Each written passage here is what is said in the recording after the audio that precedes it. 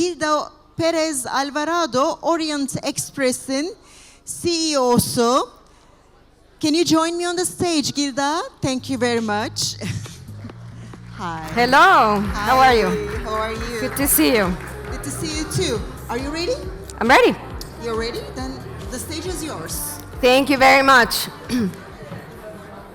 So I will start because I actually have a flight to catch, so I hope everybody has a nice coffee break. So first of all, it's a pleasure for me to be here today to talk about Orient Express and tell you about everything that we are doing with this heritage brand. The reason why Orient Express came to be, and we said this yesterday at one of the sessions, is because of where we are today, of Constantinople back in 1883. That was the sole reason why the train was actually invented and put on the rails by a 38-year-old Belgian entrepreneur called George Nagelmakers. I'll tell you a little bit of the story of Orient Express. I tell you what we are doing as a firm, and then I will finish with why it is important to do it right now. So Orient Express, as you all know, it's a brand that transcends time. It was created 143 years ago by a 38-year-old Belgian entrepreneur, George Nagelmakers, as I said, who was inspired when he went to the United States at the age of 27. He wanted to build a train that not only connected people, but it connected places, and most importantly, it connected civilizations. He wanted to connect Europe with what is, and continues to be in my mind, a cosmopolis, the cosmopolis being Constantinople. And basically what he did, and he got inspired in that trip to do, was not only to build the best train, the latest in engineering standards, but also do it in a way that mixed luxury and glamour and class. He wanted to make something that the Americans were doing when he went there in the United States in 1860s, and he wanted to do it in a European way that celebrated art and culture. And so Orient Express really requires no introduction. It's a very interesting brand. It has a lot of depth. And we're not just launching an ultra-luxury brand for the sake of launching yet another brand. Accor does have 47 brands. But this one is a really interesting journey. It is a brand that requires a lot of stewardship.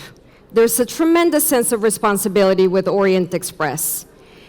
This is a brand that not only has depth from a historical point of view, but it has mysticism. And thanks to Agatha Christie and her novel in 1934.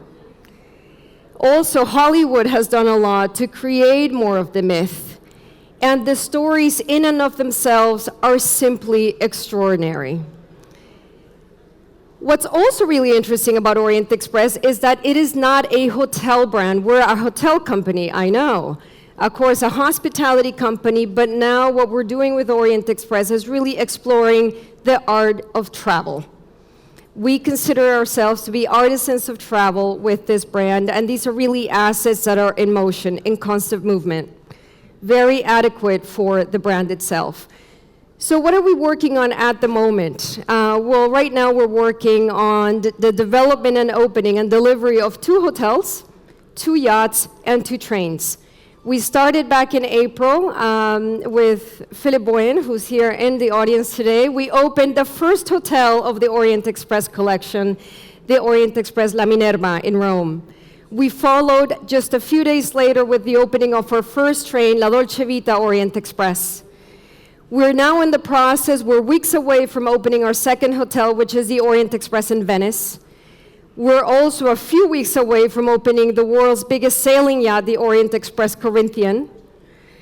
Then at the end of 2027, beginning of 2028, we will reintroduce a second train, Orient Express, and then we will have the sister yacht of the Corinthian, which is called the Olympian, and hopefully much more. Let's start with the trains. The trains are the babies. They are where the whole Orient Express story began. And I can tell you today, for me, this morning was actually a dream. I had the opportunity, thanks to the Ministry of Tourism, to go see the train station where the Orient Express arrived in October of 1883, and I saw it today. And it was extraordinary. And I got chills when I walked the station, because not only is it getting restored to perfection, it is also getting reimagined so that it is relevant in today's standards and will continue to be one of the world's most important train stations for years to come. That is exactly what we're doing with Orient Express. It was really very, very special, and that will be the highlight of my trip to Istanbul this time around. So let's start with our first train, La Dolce Vita. Every single asset of Orient Express tells a story. It celebrates a time period. It celebrates an art movement. La Dolce Vita is our love letter to Italy. It celebrates the post-war era Italian time of 1950s, 60s, and 70s. It is all about pleasure and hedonism and life and food and culture.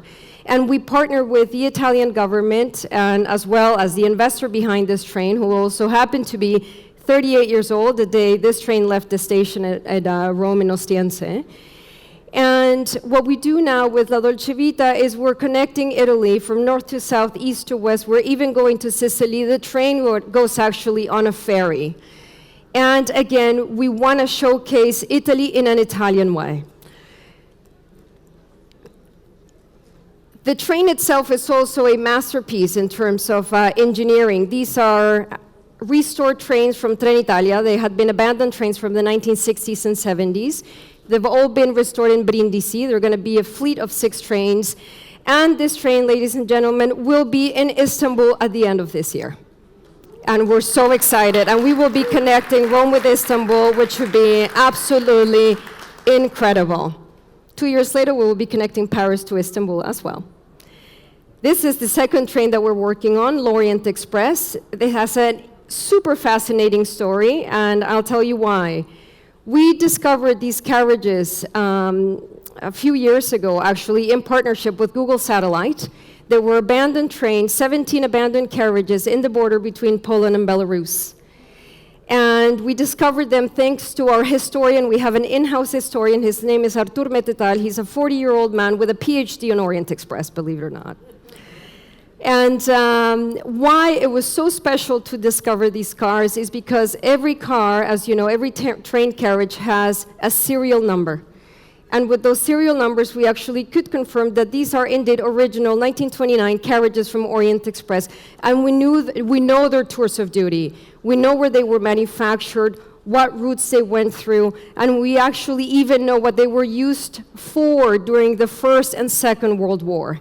It is just amazing. Similar to La Dolce Vita, with this train, with our hotels, you only wish the walls could talk to you and tell you everything that happened in that space and the people who traveled and, you know, the feelings that were felt.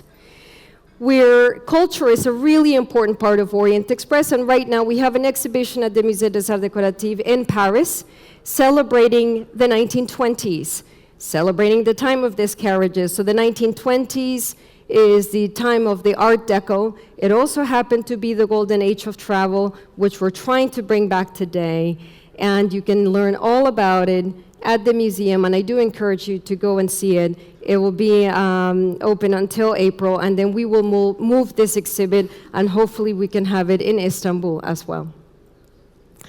The yachts are also an engineering feat, and people are asking, why are you doing yachts? Yachts had nothing to do with Orient Express back 143 years ago. But that is not true. George Nagelmackers actually was inspired to do the train when he was on board a transatlantic trip between Europe and the United States. And when travelers back in the day used to arrive in Constantinople, they did not stop here. They actually took steamships and then connected and carried on their journey all the way to Asia, including Baghdad, actually. It was really interesting. There's a beautiful poster that has Paris to Baghdad that I have in my office, which is just extraordinary. And so we decided not just to do sailing yachts for the sake of doing sailing yachts, we decided to do the world's biggest sailing yacht. So this sailing yacht measures 220 meters in length. From the water to the top of the mast is 100 meters tall, which is the height of our headquarters in Paris, so we'll have 3 of those. It has 54 suites, and it will have capacity for up to 108 guests. And the significance of the yacht is not just that It is a beautiful yacht, and as we heard from the prior panel, or 2 panels ago, it's not just us trying to do something else in travel. We're in great company with Ritz, Four Seasons, Aman. But what it allows us to do is to further connect our assets. As I mentioned, every asset celebrates a time period, an art movement, or a cultural movement. And we want to make sure that people enjoy them, not just on their own, but through connection. So we used to, again, back in the day, when you were traveling from Paris to Constantinople, you were actually stopping and you were staying in hotels, the most famous hotel being the Pera Palace back in the day. We want to make sure that we're not just connecting itineraries and places by train tracks, but we also wanted to do it by the sea. And so now the sky is the limit, literally, with Orient Express, thanks to this yacht. In terms of our hotels, we opened our first hotel, as I mentioned, which is happens to be the oldest running hotel in Rome, La Minerva. It used to be a palazzo in the 1600s. It's 93 rooms. Again, if the walls would speak, it would tell you what literary masterpieces have been written in that hotel, why it is so important, not just to Romans, but also the church, and just the treasures that are literally buried right underneath our hotel. It is just absolutely impressive. Or you can just happen to stump in front of a Bernini statue. It's treasure. We're about to open our second hotel in Venice, which has never been a hotel. It's been a palazzo from the 1400s. It used to be the residence of Casanova, believe it or not. It is done in neo-Gothic style, and it's been restored also by an amazing artist called Alinas Mandaman. Our prior hotel was restored by also another extraordinary artist, 35-year-old Hugo Toro, who happens to be French-Mexican. The trains were done by Dimore Studio, so our 3 first assets were Architectural Digest, top 100 architects worldwide. And what's so unique about the second train that we're doing, Orient Express, is we have literally scoured the earth to find the artisans who know how to work everything by code and the fundamental non-negotiable principles of the 1920s movement. And you can find those artisans here in Europe, which has been extraordinary. Those carriages, by the way, when we found them between the border of Poland and Belarus, they were convoyed all the way to France, and now they are in 3 different sites in Italy, in France, and in Serbia to be restored. So what's so interesting about this thing, again, is not just the fact that you can enjoy these assets by their own, but now we're entering into this omni-channel travel revolution. When people are booking on Orient Express, they're not just booking a hotel stay or a train, they're booking a journey. And so what's so interesting is, starting in August of this year, you will be able to stay a night at the Hotel La Minerva in Rome, take the train across Italy on La Dolce Vita Orient Express, spend the night at the Palazzo Donna Giovanelli in Venice, and they actually take the yacht from Venice, go down the Adriatic Sea, then go to the Mediterranean and end in the south of France. A year later, you will be in the south of France and be able to take Orient Express back to Paris and then go to Paris from Istanbul. And this is exactly what we want to do. We want to give you a continuation. Also, something that is so extraordinary is that this isn't just about space and design, etc., but this is a very social brand. So even if you take the same journey, and this is something we discussed yesterday here at the conference, depending on who else is on board with you, your journey will be different. And our goal there is to make you the main character, the protagonist of your new story of Orient Express.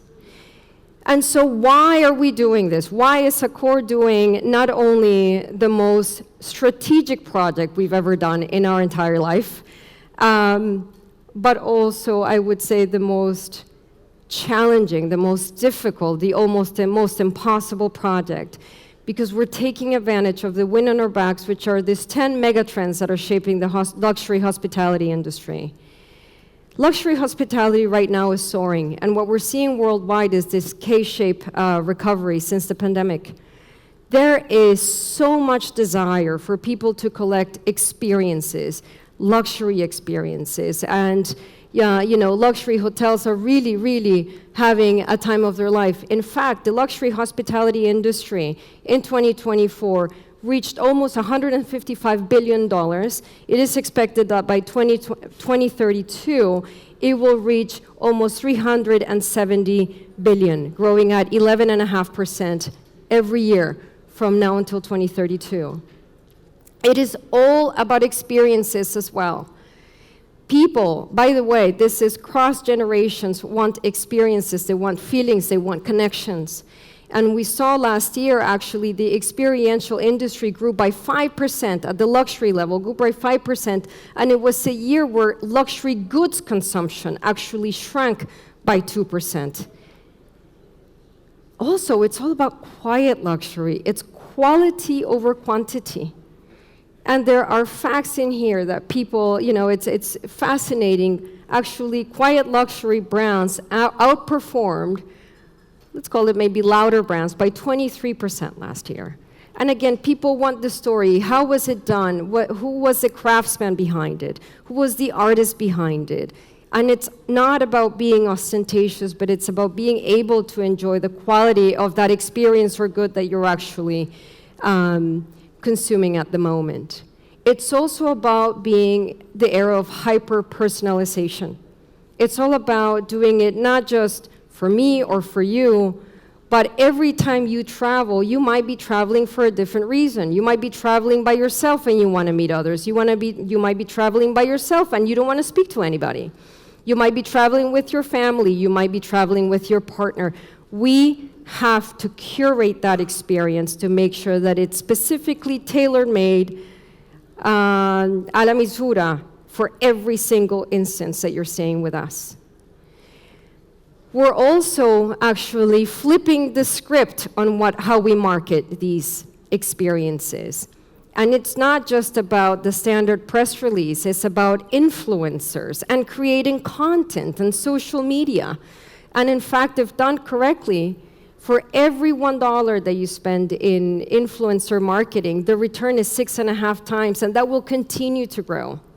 And so it is important to find those like-minded or influencers where you're sharing the same values. Their voice matters, and the consumer voice matters. We talked a lot about loyalty programs, which is what my peers were doing here on stage before. It's not about points. Nobody cares about points.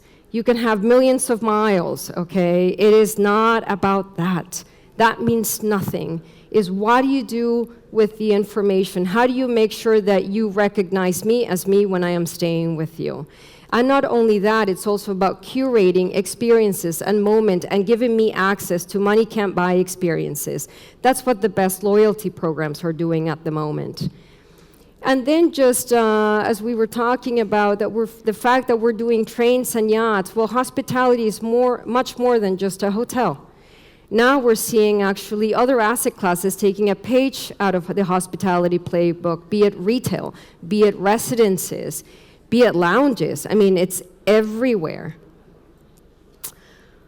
Another big topic that we really haven't talked so much about over the conference is on AI. And it's all not about technology as a disruptor, but technology as an enhancer. And I'll be done in 1 second, but there's 370 million people that work in our industry every day. They are the ones who make the difference. On sustainability, it is not about net zero, it's about net positive, and it's about leaving places much better than how you found them. And this is what we want to do in terms of restoration of all the assets that we're working on with Orient Express. Wellness is not about just the spa, it's about feeling better. And, infusing culture as well, giving meaning to all the experiences that you have. And with that, thank you for giving me the meaning of coming to Istanbul. It's been an amazing experience. Thank you. And we will see you here in October with our train. Thank you very much. Just stay a little bit more, please. We would like to hear you till the morning. However, I have a plane to catch. I know. The plane. Thank you so much. Oya Hanım, sevgili Gilda Perez Alvarado'ya, Orient Express'in CEO'suna, bugünün anısına, bütün konuşmacılarımıza, misafirlerimize takdim ettiğimiz gibi hayat ağacımızı takdim ediyor.